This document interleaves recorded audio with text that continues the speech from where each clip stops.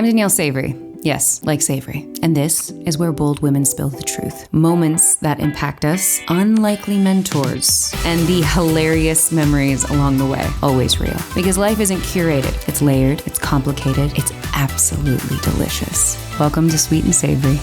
Grab a snack and let's get into it. Today's guest is the definition of effortlessly cool. My dear friend and costume guru, Kendal Carse. I was lucky enough to be dressed by her as Maya Bishop on Station 19. She's one of those people who just has it. The eye, the instinct, the taste level. She just knows what a character would wear, what a scene needs, what works, what doesn't. A friend you text when you don't know what to wear because she'll solve it in 2 seconds. She's cool without trying, wildly talented, and very, very, very good at what she does. Kendal, let's do this. Those are a lot of big words. Big words. How'd that make you feel? Crazy. I have imposter syndrome. I really do. In what sense? I have like the cousin of imposter syndrome. Okay, elaborate, please. This took a lot for me to get on camera. I don't like talking about myself, which is very weird because I'm an only child. Is that the norm? I mean, I know that is totally the norm. Yeah, we get a really bad rap. You're right. You do actually have a really bad rap. So I guess even though it's a stereotype, I haven't seen that as a common occurrence. Maybe that's just who you attract. I don't attract people that are like, that make it all about them. That's great. Is that because I make it all about me? Is that it on me? No, I just feel like, I think I am on the younger side of life. I've always, until recently, kind of seen that as my enemy a little bit. Being young and not having as much experience, if that makes sense. But this is what I'm saying. You are so good at your job naturally.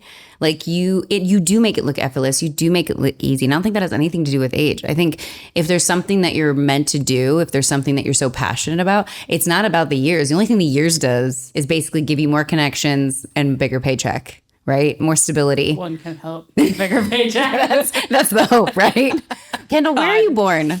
I was born in Dallas, Texas. And you're an only child, as you said. I'm an only child. You don't have an accent at all, by the way. I'm just realizing this. Oh, because you haven't been in the South with me. But I've seen you with your mom. Oh, I know, but I touched down last October in Dallas, and I was with my friend Courtney, and I got off that plane and started talking, and she literally looked at me and was like, "Who are you?" It just came back. It came back. I don't know what happened. Is it like who you really want to be, but you like hide it in LA? I don't know. Because I go back and my friends that stayed in Texas have Southern accents. So I wonder if I ever had one. I don't know. Do you say y'all? I'm trying to remember. Yes. If you say y'all. And I type it. Yeah, I think that kind of rubbed off on me. I think I picked that up from you. I'll be honest. So Texas, Dallas, you said? Yes, Dallas. And Dallas.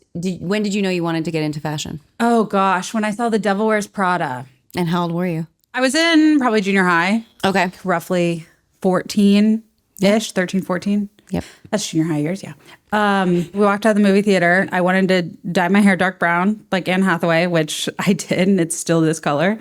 Wait, what is your natural hair color? Like mousy brown, like almost blonde. You dye your hair this color? Yeah. Do you not see all my grays? I mean, you said this is 4K, so I'm like already super. Yeah, I dye my hair. So please. I'm in shock right now. This is like when they told me Emma Stone wasn't a redhead. She's not a redhead? No. Wow. Okay. See? Mind blown. Same feeling. So I just passed it on to you. This isn't about my hair. It's about me. Says the only child. I shouldn't be allowed to do these things.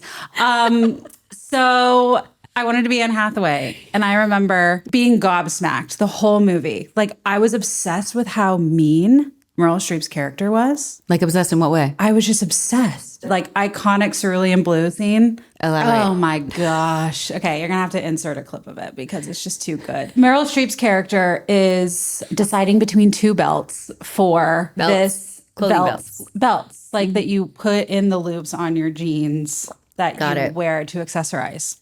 There were two different belts that an assistant was showing her, like, which one do you want? And she's pondering hard. Stanley Tucci's character's next to her. They're all in it. Andy Sachs, played by Anne Hathaway, walks in. She kind of comes upon this scene right when the assistant goes, I don't know, they're both so different. And she snickers. And I'm in the theater being like, how dare you snicker? They are different. They're like 2 turquoise belts. Meryl Streep basically gives a monologue to Andy Sachs about how the color of her sweater isn't just by happenstance. Andy thinks it's happenstance because she picks it up out of a dollar bin at some Ross Dress for Less. But she explains kind of the anatomy of how something is made. Blue is just not blue. That particular blue is cerulean blue. It's truly iconic. So I walk out of the theater and I'm like, I want to do that. My mom goes, you want to be a gopher? What's a gopher? Because Anne Hathaway basically was an assistant that got coffee, but I didn't care. I was like, yeah, which is funny because I'm, an assistant costume designer now, but I just loved it. But you're not getting coffee. Let's be clear. I'm not getting coffee. Sometimes I am and I love it, but I'm not. No, so I just fell in love with the fashion world. Did you know you loved fashion before watching that movie though? Like it sounds like the tipping point, which is a brilliant story, but was it anything before that?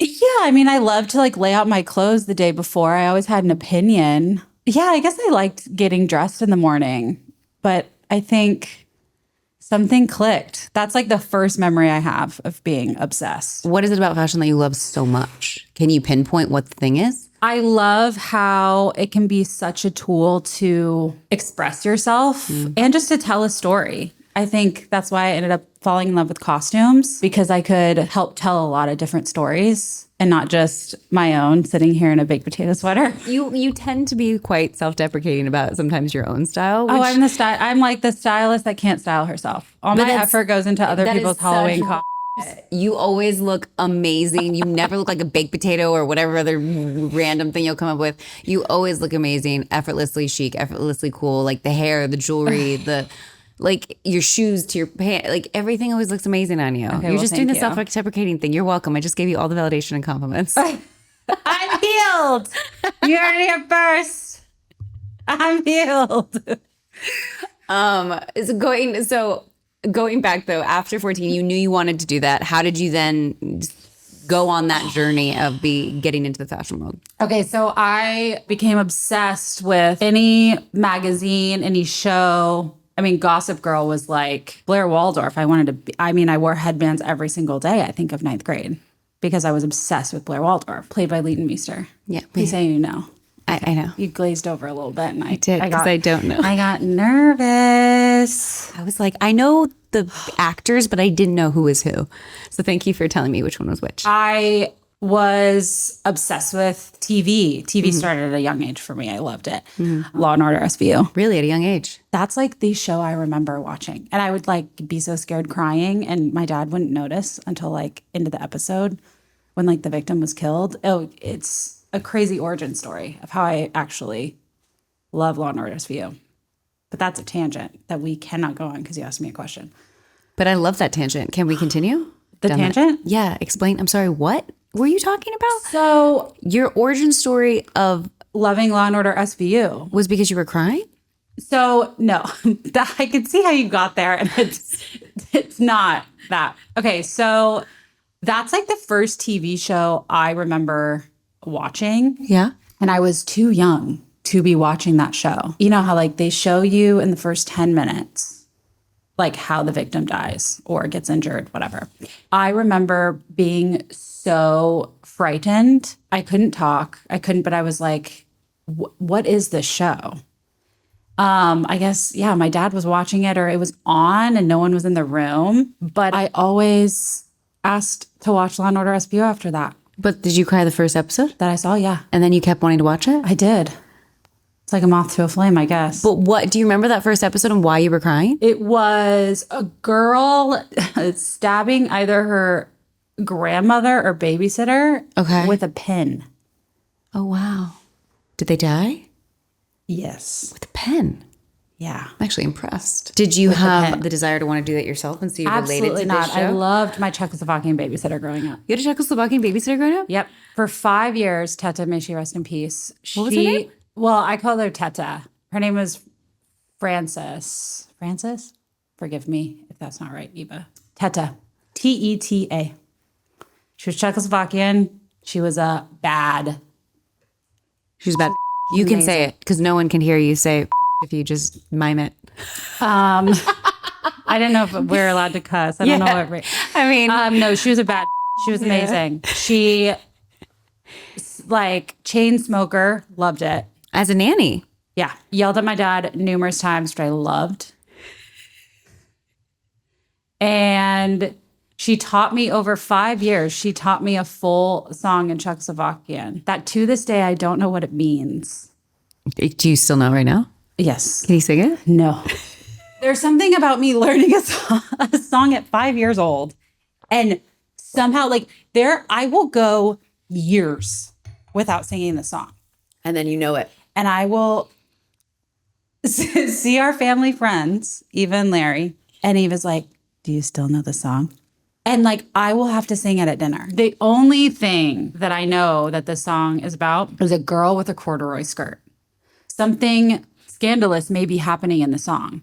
And knowing Teta, totally. Do you want to know the most interesting thing about you singing that song, though?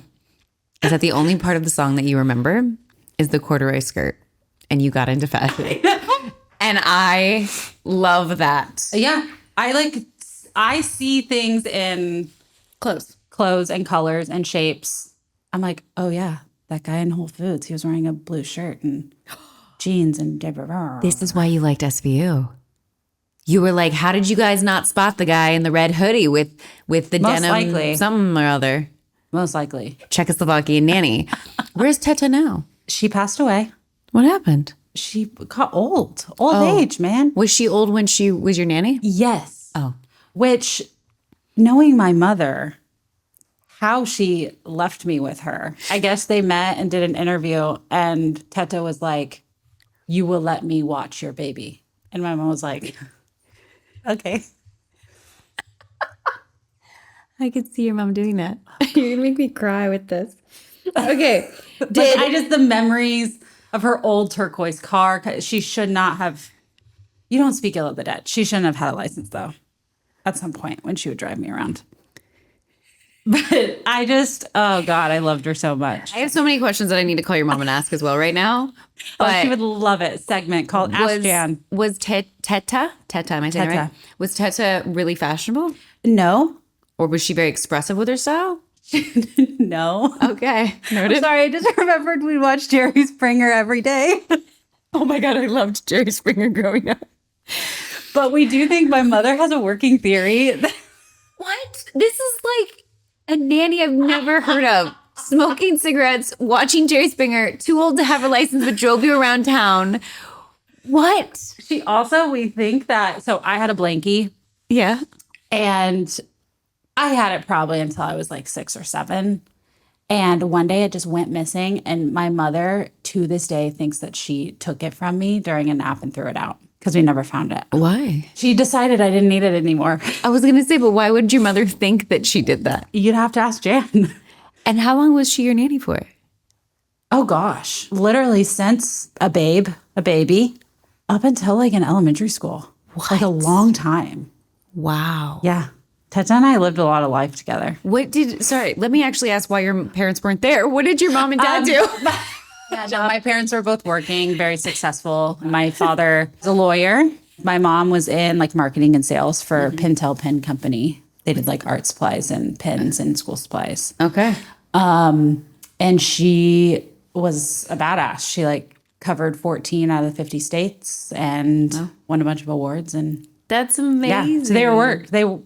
They worked full time. And then when you went to elementary school, did you have some sort of nanny, or what happened when Teta? My mom worked from home. She had a home office. She would travel though, definitely, because my dad would take me to the grocery store and let me buy Lucky Charms and Lunchables because my mom wouldn't let me eat Lunchables. What was she just had very strict like? Yeah, I mean, she was the best. In elementary school, she like would make me my sandwiches to take every day to school. Oh, very homemade. But like cookie cutter. She would like cut shapes in the sandwiches. Stop. Yeah, it was great. And then my mom took an early retirement when I was in 6th grade because that's when I got my first dog. You got a dog in 6th grade? I did. What kind of dog? Her name was Logan. She was a Shih Tzu. She was the worst. Shih Tzus they're a special kind of breed. Special in what sense? Well, I could be making this up, but I feel like Shih Tzus originated being like kings and queens dogs. They were lap dogs. They're very stuck up in nature. When I went to college and Logan was still living at home, when I would come back into town, she would get pissed. So like when we would like go out to dinner or something, we'd come back and she had like scratched. She never did this stuff. She was old too. She would like scratch the leather seats in our living room because she was pissed that I was back. She didn't want you there. She was an only child. Like the proper, stereotypical only child. Yes. Wow.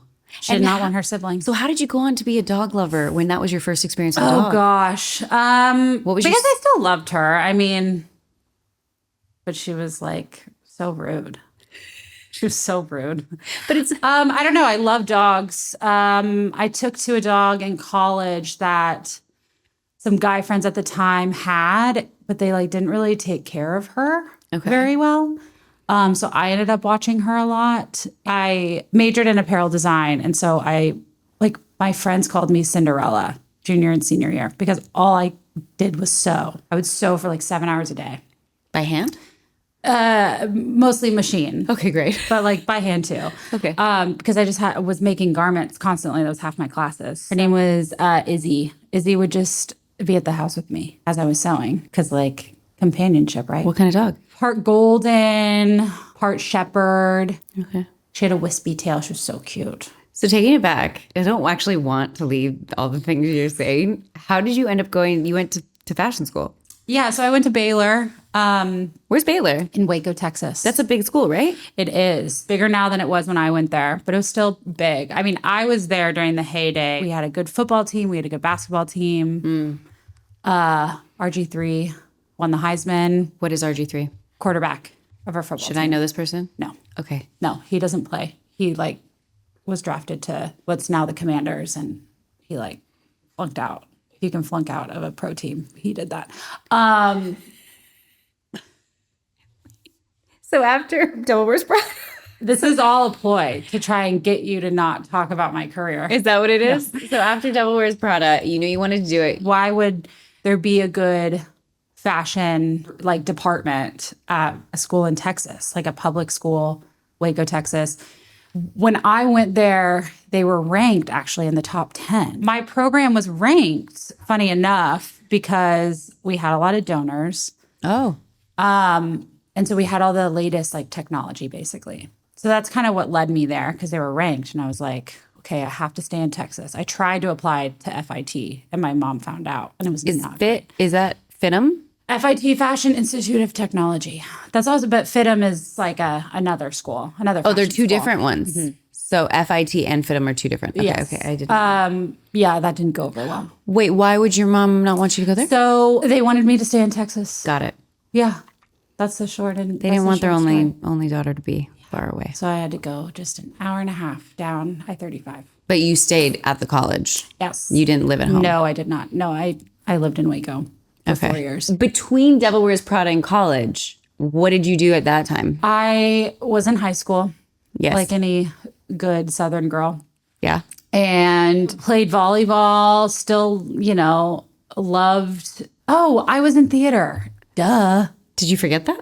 Yeah. I did. So because I wasn't like an actress, I was behind the scenes. I did a lot of assistant directing. Okay. Had a lot of fun doing that. Helped with costumes, actually. And it's so funny because I would run this light board, like the switchboard. Yeah. For the lights on stage during the performances, which we had a whole tech crew, but I don't know why they made me in charge of it. One of my friend's moms actually pulled me aside probably like junior year and was like, hey, because I'd kind of stepped away from assistant directing and I was just the light clicker for a bit. And she was like, hey, like you could really have a career if you actually wanted to like do something like costumes. Who said this? My friend's mom. I'm just remembering this. This is crazy. But I was like, nah, I want to go into fashion. That's interesting that I get it. At that age too, you saw them as completely different things. Yeah, it wasn't cool to me. So you hadn't remembered that until just now? You had forgotten that she had said that? Yeah, I forgot it. And do you remember it clearly? Like you remember that mom saying that? Yeah, I know where I was in the theater when she said it, which is crazy. So you were doing theater. Yes. And in theater, you were doing the lights, you were doing assistant directing. But I was doing a lot. But you were not doing costumes, or you kind of dabbled in it? I helped, but I feel like there wasn't a costume crew. Not that I can remember. Well, there's not really a budget for costumes in high school it was theater. like the moms. Yeah. Like, but it's interesting you didn't even want to even like make a costume because you're so handy. No, my mom made me like try and sew a pillow in high school and I cried. Really? Yes, she loves to tell this story. I'm shocked she hasn't told you. She has not. So you knew you wanted to get into fashion, but you were very apprehensive. Yes, about the sewing. I think I liked the idea of styling. Okay. And photo shoots and putting things together. Like outfits, like pieces. Yes. Got it. Loved that. So going into college, I majored in fashion merchandising because I was like, I'm not doing design. Really? I don't know how to sew. Crazy, right? Did an internship in New York for a company that I don't think even exists anymore, Blue Fly. They were like an online retailer that actually sponsored Project Runway. Did you ever watch Project Runway? I did. I was obsessed with it. Okay, so you know the accessory wall? Yes. I'm that like the designers would like take bags and shoes from to accessory, provided by Blue Fly, sponsored by Blue Fly. Like that was the internship I had. This was during Baylor. Okay. This was after freshman year. I went to New York for the summer. Crazy. You in New York. Oh, I loved it. I want to see you in New York. It's I love New York so much. Thought I wanted to move there. Like, I love it. I figured out you made no money styling. Really? Unless you are working at a magazine, which a lot of these fashion editors have journalism backgrounds. So I was like, well, that's not going to work. What Interesting. am I gonna do? So you're talking styling for what? Like photo shoots or for these? Like magazines, like working at Vogue, working at, And they had journalism essentially backgrounds. a lot of like the fashion directors. Really? At the time. I don't know now. I feel like I'm so far removed. But that was what you were experiencing at the time. I'm honestly. Yeah. Also, I'm like such too. like a youngin'. Like, I don't know anything. So all I'm absorbing is what people are telling me. Yeah. And they're like, you don't make money. I was like, okay, this isn't going to work. So what did you do in that moment? You're like, because that was what you were loving and looking forward to do. So then that's when the second Sherlock Holmes movie came out, where they're looking for the brother of the girl. And he has a plastic surgery procedure to change his face. And so they have to find him. Do you know what I'm talking about? I love you so much. Like, it's hard. Like, the fact it's hard to take me seriously. No, just the fact that you so clearly are meant to be in the film industry. Every reference you've made of like a pivotal time so far in your life, you can clearly reiterate to me, whether it's SVU or Devil Wears Prada or Sherlock Holmes. Like, you were number 2, the second one, Game of Shadows, to be precise. So there's one scene. Yes, continue. I'm so sorry. There's one scene. I'm just trying to keep us on track. Yeah, thank you. There's one scene in the movie close to the end where the love interest of Robert Downey Jr., they all attend this like big ball or whatever. It's in like Switzerland. It's like this big like summit or something back in whatever time the movie is set. And she's like, I have an idea of how we can find my brother. When they all line up for a photo, I'll be able to point him out. He has a face transplant, so I can't recall how she thinks this is a good idea. But when they line them up for a photo, I remember I saw it in theaters and I was like, what has happened on screen? Because it was the most beautiful thing I've ever seen in my life. Like all of them up there for like a photo and they're all in their gowns and their period costumes. And I was like, oh, like that's what I want to do. So it was that movie, that moment. Because I was like, I don't care about the storyline anymore. I don't care about them finding this brother with a face transplant. I don't even care if Robert Downey Jr. dies right now. I know. I don't care if Sherlock dies. You can't. Professor Moriarty can win this fight. I'm obsessed with this frame in time. So I go back to school and I'm talking to my professor and I'm still like, I'm not switching to design. Yeah. Like I must find some way around this. I was like, I think I want to go into TV and film. Like, I think I want to go away from fashion and magazines because I don't want to write. By write, you mean journalism. Yeah. Yeah. And she was like, well, you need to switch to design. And I was like, no, I don't. I give my school a lot of credit. They taught us a lot of things, but I think their kind of goal was for their design students. Like, if their design students had internships at like Kohl's and Target, they're very sustainable brands that make up a lot of the demographic of America. But I didn't want to do that. And so I was like, I don't know how this is going to help me. Like, they're not pushing us to go like high fashion, or that no one had gone into one person had gone into costumes in the whole like department program before me. Okay. And so I was like, I don't know. But I talked to my mom. I switched my major junior year and had to like literally start all over for credits. And I only graduated. Like, I only did like 2 extra months of school. That's pretty impressive. I mean, I like worked my ass off. Yeah, you had to. You must have. But yeah, no, I took like a bunch of sewing classes with freshies. Did you cry then too? I don't think so.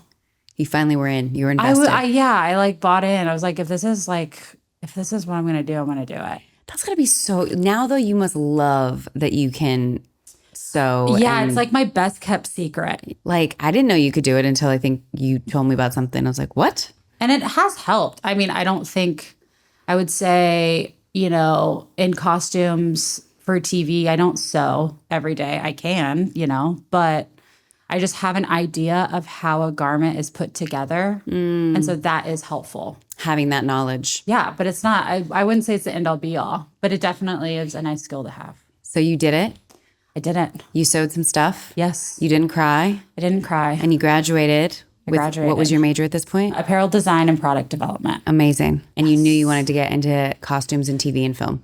Yes. I cold called between my junior and senior year. I cold called and emailed a bunch of costume designers and any commercial designers, music video designers. Like, I could get my hands on. How did you get their numbers? The internet. Everyone has a website.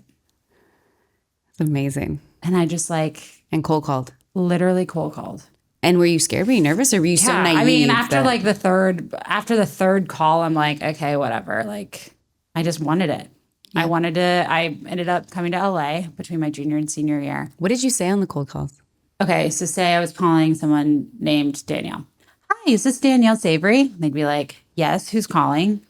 I'm like, hi. And then I'd go really, really fast. My name is Kendal Carse. I'm a junior at Baylor University in Texas. I'm an apparel design major, and I really want to come intern for you this summer.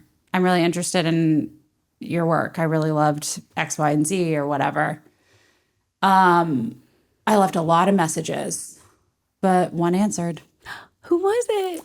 Her name is Olivia, and she did a lot of commercials and music videos at the time. So I came and I interned in LA. And at first, I don't think she understood that I didn't already live in California. But I was like, no, I'm coming out. I have to get school credit for this as well. Is that true? Yes, I had to. That it ended up not counting. And then I had to redo it. It was so dumb. So dumb, because like a prerequisite that I didn't have, I guess, to do the internship. I digress. Anyway, so yeah, I came out here for 3 months and interned in commercials, and then turned into PA for costumes, doing commercials and music videos. PA, like a production, like a costume PA, yeah, costume production assistant. Got it. Are you still close with Olivia now, or do you still know her? It was just that first internship. I worked with her for about 5 years after I came out here. No way. Yeah.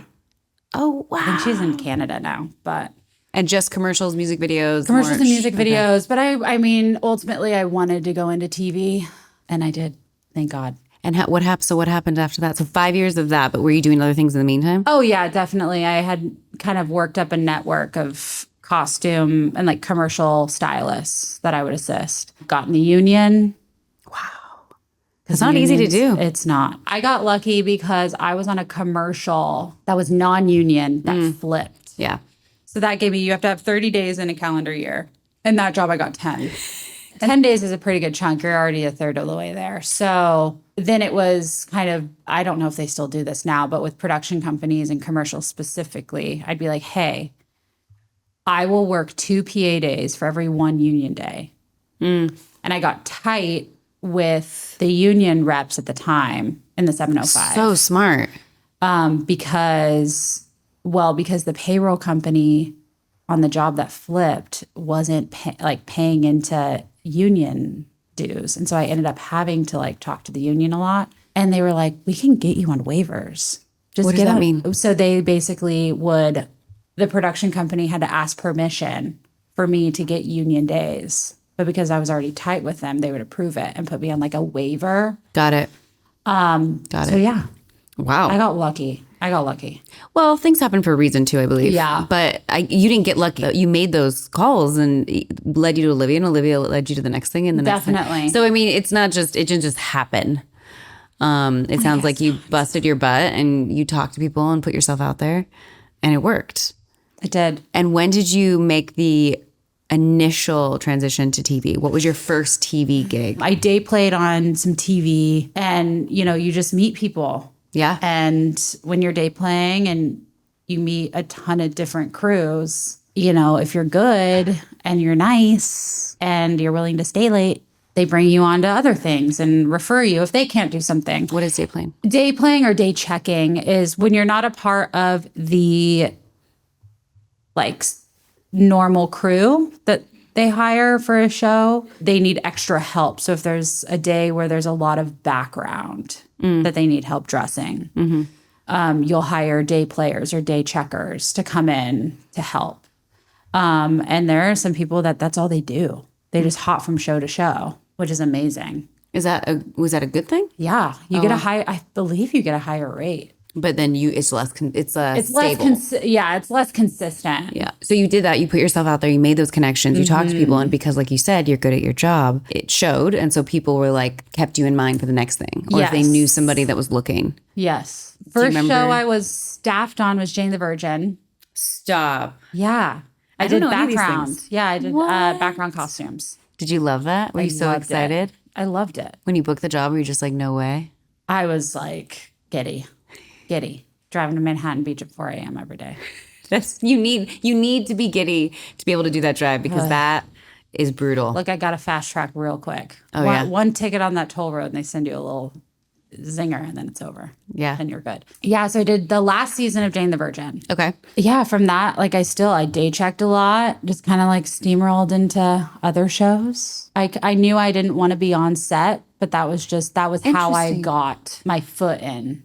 You knew you didn't want to be on set? What do you mean by that? Be a set costumer. Oh. See, even I am oblivious. You're talking about the person on set. Can you imagine me being your personal set costumer? No. We would get nothing done. Explain the difference between what you do or what you're wanting to do, which is what you do, and what a set costumer is, because I just got confused. The costume department is made up of a lot of amazing human beings that do very different roles. And even different unions make up the costume department. What? There's 2. Crazy, right? Elaborate. Well, let's start at the top. So on any production, you have a costume designer. They are the captain of the ship. The best way it was ever explained to me was it's their show.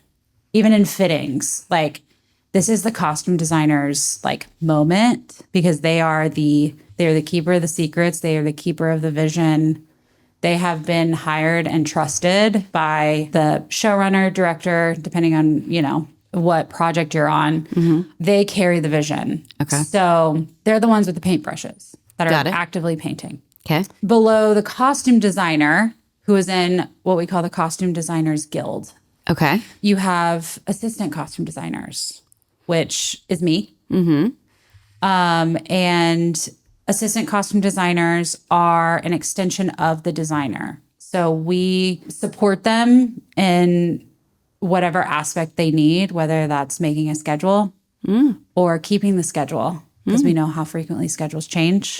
Sometimes it's keeping them on track. Hey, these are all the decisions you need to make by end of day today. Got it. Please pick clothes to put on bodies. We just ensure that the designer's vision is always like takes priority and actually gets executed. In the other union, you have a costume supervisor. They're in charge of the budget. They're in charge of the numbers. When a script comes out, big job. Then under that, you have like the key costumers. Every show is run different, but keys handle like background. And then after that, you have the set costumers who are the ones that literally, when the costumes come out of the designer's brain onto a body and a fitting, into a bag that is then sent away to a trailer to get steamed and put in an actress's closet. The set costumers are the ones that are literally on set watching the monitor to make sure that that tie stays straight, or that, oh, she took her jacket off in the last scene, so she shouldn't have it on in this scene, and she walks out of the room without it. Like, there's a lot that goes into being a set costumer, and I have ruined a lot of my friends' experiences watching TV because I'm like, all of a sudden we'll be watching something and I'm like, oh my God, she doesn't have her purse on anymore. Like, I can't, it's torture.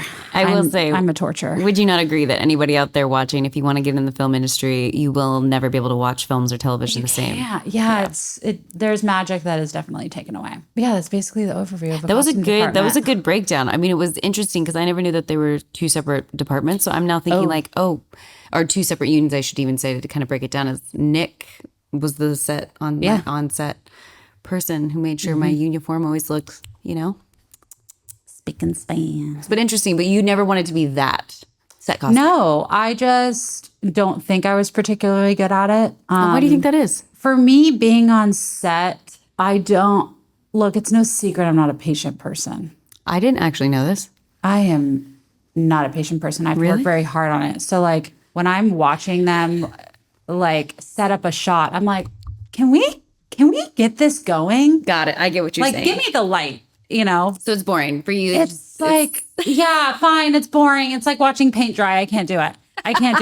A lot of people feel that way. That's the truth, and you know it. Like, so many people come to set. It's truly amazing. I have such respect for set costumers, because the set costumers that I know that love it, and they live and die by being a set costumer. I'm like, I love you so much, so I don't have to do that ever again. Do you get to do shopping in yours, or that's somebody completely different? Yeah. No, we have a shopper, and usually in 705 they're a buyer. 705 shopper. Is the union. Mm-hmm. In the other union, but I do a fair share of shopping. Okay. I would say. So you like that part of it? It's project to project too. I love shopping. I mean, I do like shopping. I love it. There's a lot of people, especially when it's not your money. Yeah, especially when it's not my money. It's fun. It's a weird job. You're so good at it, and you have such an eye for it. And it's so exciting to get to watch you put things together. I really enjoy it, getting to watch from a distance, I must say. Do you like me cleaning out your closet? I do. We need to do it more often. But listen, you want me to get rid of stuff from when I was in 8th grade. That means something to me, and I really don't want to get rid of it. There's that blue top. There's a top you made me get rid of that I still miss. But you're never going to wear it. You got to say thanks and just let it go. But it brought me joy. It's okay. It can still bring you joy in your mind. No, now it makes me sad because I can't. I can't tell you how many friends I've made cry cleaning out their closet. Luckily, I didn't cry, but I definitely did not want to give up on a couple things. They're like, you must give up on them. And I was like, but I don't want to. But it's great to have someone like you that's able to go you're not going to wear this. Yes, this is cool. This is going to stay in fashion. This you could keep. You're going to wear this. This will have a resurgence. Because you have such an eye. And look, if you're going to wear something, fine, keep it. But it's when it's the twofer. It's when you're not going to wear it and it's ugly. Then I'm going to make you get rid of it. So I'm happy I did. I'm just saying every once in a while I'll be like, oh, I'll be looking through my closet I need you to give me another round of let's go through the closet because the closet's full and I need to get rid of stuff. But I'm also scared because I know you're going to say I should get rid of things. Just yesterday I was looking at old photos of me wearing a sweater 4 years ago and I'm like, hey, where'd that sweater go? So do you go through your closet pretty often? Oh, yes, and somehow it gets more packed after. It's a mess. I'm realizing in this moment I've never seen your closet. You're never gonna. So it's a mess, no really. One has. So it's not organized like mine. You even color coordinated mine. So yours isn't color coordinated. It's semi color coordinated. Messy coordinated. Messy color coordinated. Yeah, I know where everything is. You're one of those. Got it. If there's something that I haven't put away for a long time. Yes. And then I finally decide to put it away. Yeah. Oh, I'm looking for that thing everywhere. I can't find it. Got it. When it's hanging where it should be. But just. Really? Mm-hmm. Okay. I need to come look at your closet. I'm so intrigued right now. You cannot. Yes, it's going to happen. It's so bad. I cannot wait. I'm so excited. Wait, we have to go back to your career. Where did we leave off, though? You started on TV. You did the background for Jane the Virgin. Jane the Virgin, that's the one. And then where did you go after Jane the Virgin? I honestly, I can't remember. That's okay. A lot of day playing, a lot of pilots. A lot of day playing, a lot of set, a lot of background, a lot of principals. I've done a few movies. Do you like doing one better than the other? I like both for different reasons. My friend was working on a TV show at the time, and I saw her, and she was like, hey, they are in need of some more set costumers. I think you need to take this job if they call you so you can meet this designer. Who was this friend that told you this? Her name is Abby. Are you still friends? Yes. Abby and her little magic crystal ball. I was on set, and then that designer wanted to hire me as her assistant designer on a show, and then we need more set costumers. But how did Abby know that you being a set costumer was going to get you like an assistant costume? She was like, I know you don't want to do set, but I think you need to do this so you can meet this designer because she will like you. She just knew your guys' personalities. Yeah. She knew your styles and everything. Yeah, I guess. So when you came to that set, did you very early on kind of pitch yourself to the costume designer? Yeah, with Dear Abby's help. And she, they kept me on intermittently when I wasn't on set. I'd come in the office and I'd do shopping. And then that designer had a pilot. So I helped on that. And so that kind of carried me through. Amazing. Yeah. And who was that costume designer? It's the same one I'm working with now. Stop. Yeah. Mom. Stop it. Yeah. Crazy, right? I didn't know that's how you guys met. Oh, yeah. That's amazing. Yeah. My mom, my boss, my financial advisor, and my manager and agent all in one. Not really. I just call her all those things. Oh, okay. I actually was getting confused. I was like, wait, did she actually help you with those things? She definitely does. But what? Yeah. And so that's happened how many years now? 6. I can't believe you guys have only been together for 6, though. I know. It's weird, right? Because what season did you come on Station 19? 4. What a love story, right? What a love story. How did you feel doing costumes on a firefighter show? Because so much of it is uniform. Oh, I loved it. And why? There was a lot of aging that went into it. My designer's really great about, during these costume meetings we have, being like, okay, what do they do for work?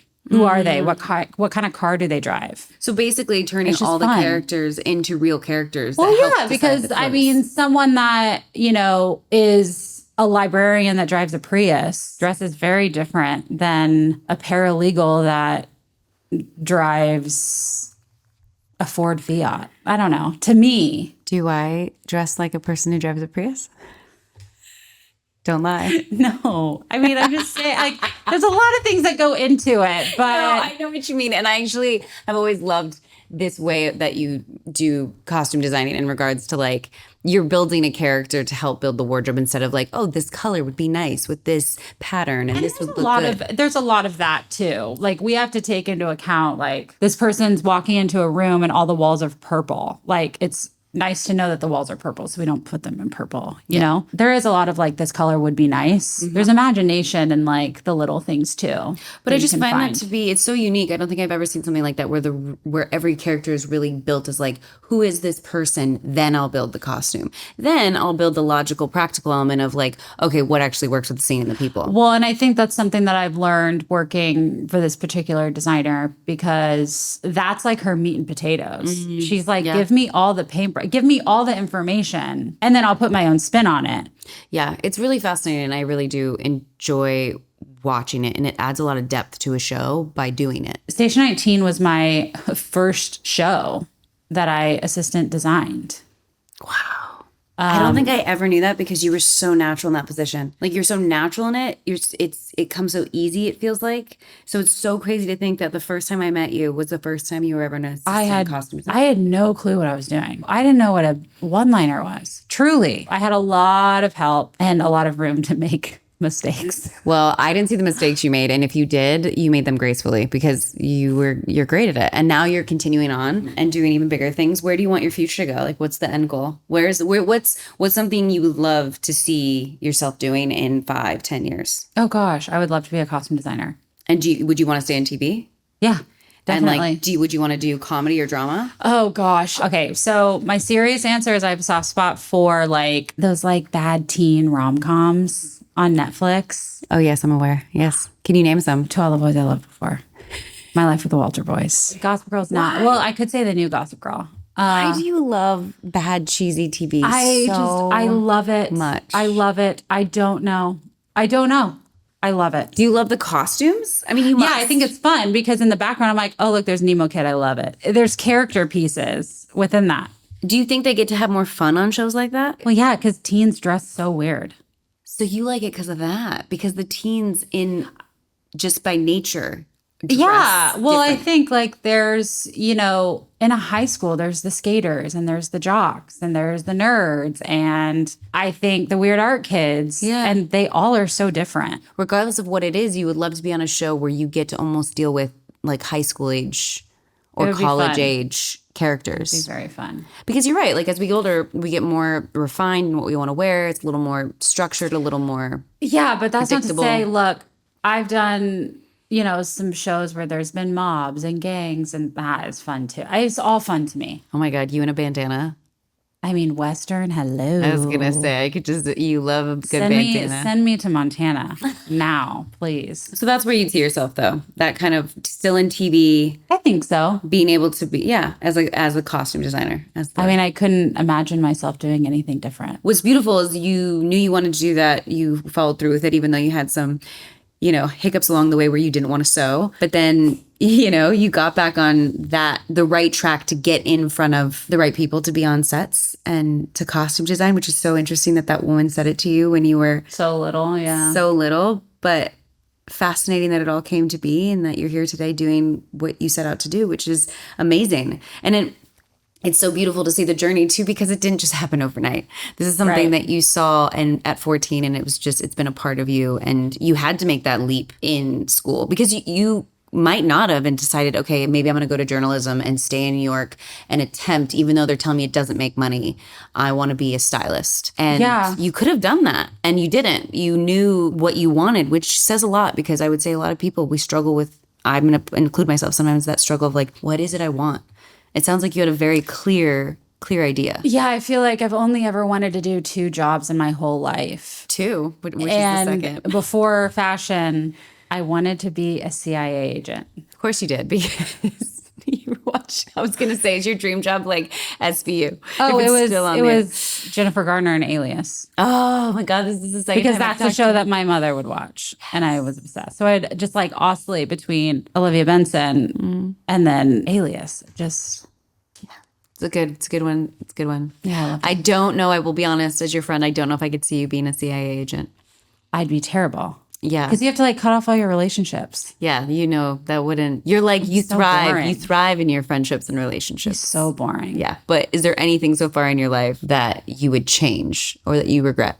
There's one moment in particular that I don't think I would change, or maybe I would change, but I don't regret how it happened. There was a theme kind of as I was, finding my footing, doing commercials, figuring out, like meeting different people. There was a time where I would always be called the baby on set. Mm-hmm. And it was because I worked with a lot of the same people over and over again. So it was, the baby. That made me shrink myself. Like, okay, they know I'm really young, so maybe if I don't talk, they won't. Maybe if I don't socialize, they won't know I'm so young. And I think like, that's something that I'm super proud of now that I am so young. And when people are like, like, you probably don't get that reference. I'm like, if I don't, I'm like, okay, well, tell me about it. Like, Yeah. Is this supposed to be like a dig because I'm young? Like I've not gotten jobs because I'm too young.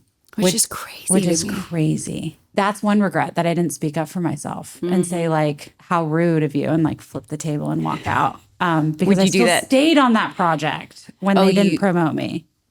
I was like, oh, okay, I guess you're right. I am too young. You just believe them instead of speaking up. So next time you would speak up. Next time I'd flip the table. Good. I love it. I want to see you flip a table. I know, right? Me too. I have so many things to talk about now. So everyone chooses what they want to eat. And do you want to explain what you chose? I chose sour candy because I didn't want to eat a meal on camera, but also... Instead, you want to chomp on sour gum. But also, I was very resistant to doing this. So I'm like, okay, if I'm going to do it, I'm going to be really difficult and pick sour candy. Was this difficult? Well, it was not like difficult, but like, you were like, pick something sweet or savory. And I was like, sour gummies, like the brat I am. But what's hilarious, I was like, okay. I was like, you know what easy that is? Dang it. I was like, the bait. I don't have to purchase Postmates or Uber Eats or cook something. Yeah. No, I look, like bring on the tummy ache. We had a couple before we started, which were fantastic. I also, though, I'll make sure we continue to eat these. I have been wanting to eat them, but I know they're going to make lots of smacking noises. I know. In the mic. It's hard. Refraining. It's hard. It's like the ASMR thing really becomes very obvious when you're trying not to eat in front of a mic. I also wanted to bring up the fact that your eye for art. Next to me on the table is your displayed art that you've done and you sell now. And you do a lot of art now. I do. You do the vases. Mm-hmm. You do, I love I don't even know, explain what you call them. The one you have on the wall that's like a fabric painting. Yeah. Basically like this giant paper mache, really. Oh, that's paper mache. Well, it's not paper mache, I call it. It's fabric that I've put in a hardening agent and then put it on a canvas and I like manipulate it, let it dry. And then I paint it. I love going into your condo, but you walk in and it's just your art everywhere of some variation. Yeah, and I remember when I first came in, I was like, oh my God, this is so cool. Oh my God, where did you get this? Where did you get this? You're like, I made it. Yeah. Have you always had that though? No. So when did that start? COVID. Really? I was so bored. I took a lot of art classes in college. Yeah. I was a credit away from a minor, so it's considered a concentration in art. I didn't go to college. I have no idea. Stupid. It's like, don't tell me what to do. So yeah, I think COVID, like I was so bored and so insanely depressed. It started with, I think I did macrame. What's macrame? They're like the white cords that are like braided and together and you put like pots in them. And so I have too. Mm-hmm. I did a macrame class during COVID because it was like outdoor and it was social distancing. So that was really fun. And then I feel like I saw either an art installation or something somewhere with yarn. I have this toxic thing where I see something and I'm like, I could probably do that. Yeah, I've been with you when you've done that. Yeah. And then I just try until I do it. Sometimes I get it on the first go. And then sometimes I'm like, oh my God, this is crazy. So yeah, that's kind of how COVID started for me. Yeah. Because there was nothing else to do. How were you able to get supplies? Were they just shipping? Michael's curbside pickup. Really? Mm-hmm. Oh, fantastic. Shout out to Michael's. Shout out to Michael's and their curbside pickup and their 20% off coupons. Because girl was not making any money. But what a great way to help alleviate the depression during that time. Yeah, I was watching too much TV. What else was there to do? Shout out to Money Heist. What's Money Heist? La Casa de Papel. What is that? Money Heist. It was a Spanish Netflix TV show about people robbing banks. Incredible. You never cease to amaze me. Was it a foreign language television show? So you watched subtitles? Oh, subtitles forever. I watch subtitles on anything. Oh my God. Love Island to... Oh, you put the subtitles up regardless. I do. Yeah, so do I. I get you. So yeah, I was watching too much TV. In like a week I read a book a day, 1 month. Like I read so much that I just needed something else for my eyes to like go to. Yeah. Like I remember my roommate at the time came home and I had bought this huge tarp at Home Depot and we had a garage and I had fastened it to the garage. So it was quite literally the length of the garage door. And I was just painting on it. Like it was insane. And what did your roommate say? Then it was like, she would come home and like canvases everywhere, chairs, because I like had to wrap yarn around chairs at one point to like measure for length to do this like hanging art thing. So she was like unfazed at that point because she's like, okay, what am I going to walk into today? Yeah. She actually just told this story to me and I was like, bless you for having patience. Because it just looked like a war zone of canvases in our apartment for months. But it got you through the pandemic. It did. And I think I got over the fear that like I wasn't, because, you know, in school we had a lot of like still life drawing and I was never good at that. And so. Interesting. Yeah. Like the shading of a sphere on a table I couldn't do it. I get what you're saying. It's so hard. You have something in your place that looks like that, I feel like. But I get what you're saying. It just wasn't something that was as easy as doing more abstract. Then it wasn't. And it was for a grade. And so I think like to just kind of let myself do whatever and have the patience, like that really helped me realize like, oh, I can freehand a cowboy boot and I can, you know. So now this has become something that you actually, you still sell everything, right? Yeah. I don't have a website anymore, but. Why? I don't know. Oh, that makes me sad to hear. Do we bring this back to imposter syndrome? I don't know. Would you want to put another website up? Maybe. I also just like love doing it and giving them away. No, it's really amazing to see the art come to life. And I didn't realize that it was only something that happened during the pandemic. Do you think you'll continue to kind of try new things or do you think? Oh, definitely. So now you're just like, you try anything and everything at this point. Yeah, like I started doing the like fabric manipulation, that stuff. I've started doing that on vases. Okay. That was tough. That was crazy because I made one and then gave it to a friend and she was like, hey, I've been meaning to ask you, like, I'm putting water in it, like with flowers, but like, did you waterproof this? And I was like, oh no. So we're always learning, which is hilarious. And I went home and did it fall apart? No, I think it's fine. But then moving forward, I've waterproofed them all. Yeah. Yeah. I mean, I think it's something like when one day I just like had an itch to draw cowboy boots and I did one and it was really fun. And then I ended up selling it, actually sold it. And then I was like, okay, I should do some more. So I did. I kind of do something until I get sick of it. No, but that's amazing because you're really in touch with what you want. And it sounds like it really helped, especially when you're going through a tough time and some depression. It's like listening to what it is you need that's going to make you happy, whether that's getting a huge canvas and painting it or putting yarn around because I like chairs. I couldn't go anywhere. Like during COVID, I couldn't like have fun getting up and getting dressed in the morning. And do you think that that's something that also makes you happy? Is like definitely picking out your outfit for the day is a highlight. Yeah, I love that. It's not fun. Stresses me the hell out. This is where I know I'm not meant to be in the fashion industry. But that's the thing. It's so crazy. Like style and clothing, it's such a scary thing to a lot of people. Yeah, it's not. It like shouldn't be. It shouldn't be. So what would you say out there for someone who is more scared of like what to wear or how to wear it? Or what looks good and doesn't look good? I think there's the difference between, okay, like let's break down why you're scared to wear something. Is it because you don't think you can, or is it because you're not comfortable in it? If you really want to try something, but you're too nervous to, it's like, let's just do it. Yeah. What's the worst that can happen? Someone looks at you weird? Big deal. But that takes a certain level of confidence. I know. I mean, being safe in your wardrobe makes it so that you don't have to know what people are going to say about you or how they're going to react when you wear something different. I think it's important, like if if you're standing in your closet and you're like, oh, I don't know what to wear, I don't like anything. It's like, okay, get a uniform down. Yeah. Let's like get your handful of pants that you like, handful of shirts that you like that that can interchange. Do that. And then when we're comfy in that, then we can add something else in. Got it. That's smart. Like a coat and jewelry and all that kind of stuff. You can kind of layer those elements that are a little bit more risk taking. Right. Okay.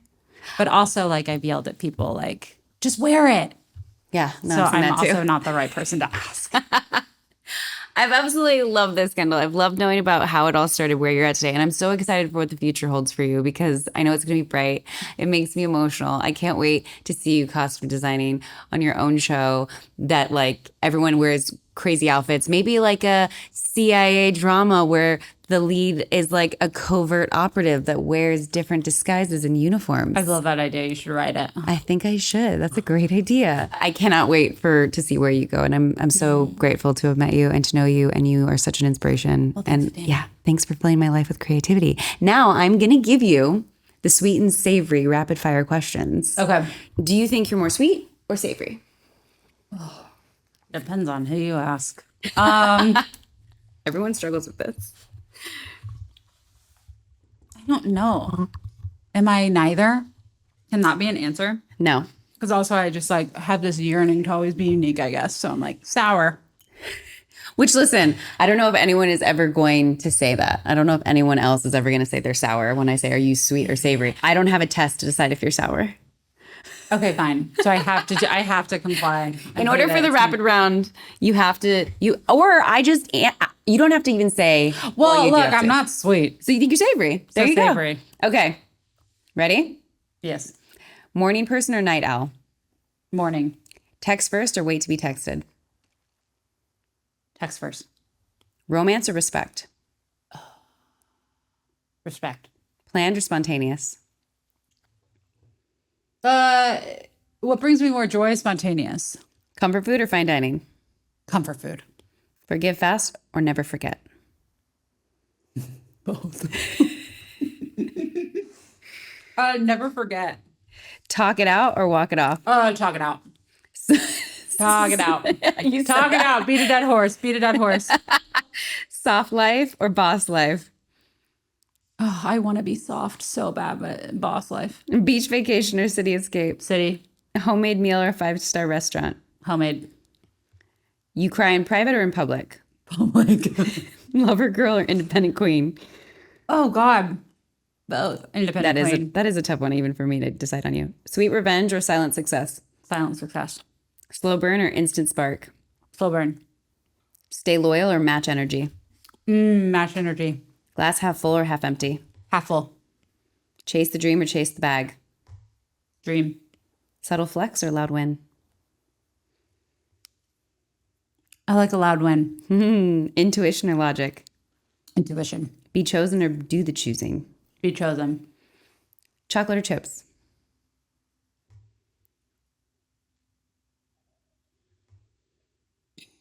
No one's ever been stumped on this one. Because I'm like, what chips? There's potato chips. There's tortilla chips. Chips like fries. Chips. I was about to say, if you're thinking about this many variations of chips, I think it's chips. Yeah. Wine or tequila? It's like me or my alter ego. Wine. He plans a date or you plan it? He plans a date because I'm waiting for a he. Apology or plan a date.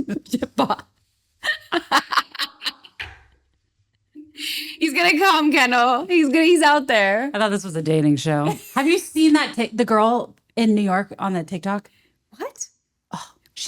Okay, I'm sorry. Hold on. Let me finish. Let me finish the rapid round, and then we're genius, gonna talk about this. Apology or changed behavior? Changed behavior. Soft launch or hard launch? Hard launch. Prada or Nike? It's gonna be a tough one. Well, I don't like either. Well, I don't like Nike right now. So Prada. Journal your feelings or vent to friends? Vent. Be adored or be respected? Be respected. Peace or passion? Peace or passion? Passion. And you thought you were sweet or savory? You thought you were savory. Mm-hmm. Wow, I think you were pretty easily. I already know, but yeah, you're savory. Yeah, I could have told you that. You're savory. That was like not even like close. You're savory over sweet. Thank you so much for coming on to talk about everything in life, from the sweet and the savory and everything in between. I had an absolute blast. I love getting to know you more in this like type of setting where I get to just completely interview. Grill me. Yeah. And get to find out the things that so far what I've realized from all of my friends, since you guys have all been my original trial guinea pigs for my podcast, is that there's so much about you guys I still didn't know. And you guys really are, you guys have always inspired me, but I'm really, I'm even more inspired to hear everyone's origin stories. So thank you for following your dreams and being such an inspiration. Thank you for having me. Thank you for being here. Now let's eat some gummies.